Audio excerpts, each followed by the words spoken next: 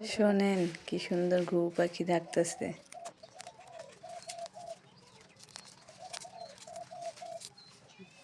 আসসালামু আলাইকুম। আজকে আমি রান্না করব তেল শাক।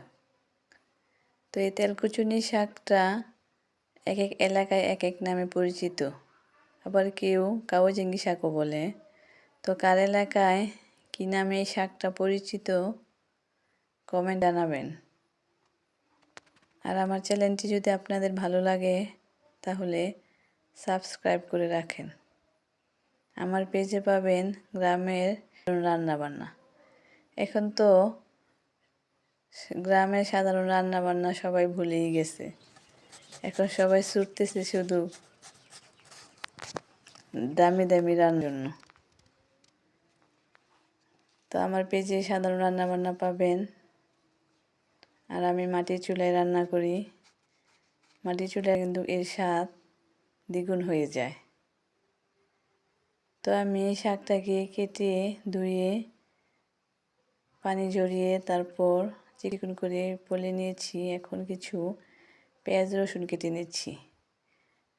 এই শাকের মধ্যে একটু পেঁয়াজ রসুন বেশি দিলে একটু মরে।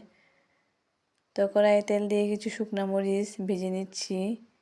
তারপর পেঁয়াজ রসুনগুলি বাদামি কালার করে ভেজে নেব। ভাজা হয়ে গেলে তারপর শাকগুলি দিয়ে দেব।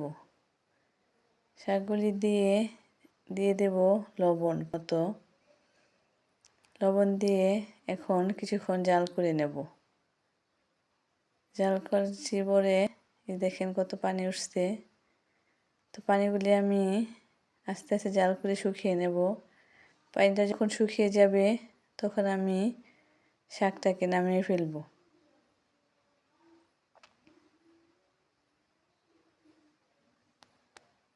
এই যে পানি শুকিয়ে গেছে,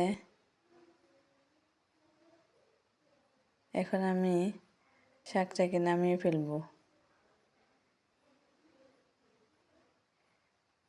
এই শাকটা গরম ভাতের সাথে খেতে যে কি মজা! তা আপনারা এইভাবে রান্না করে খেয়ে দেখবেন। দেখেন কত লোভনীয় হয়েছে। দেখতে যেমন লোভনীয় হয়েছে, খেতেও কিন্তু অনেক মজা হয়েছিল। অনেক মজা হয়েছিল খেতে।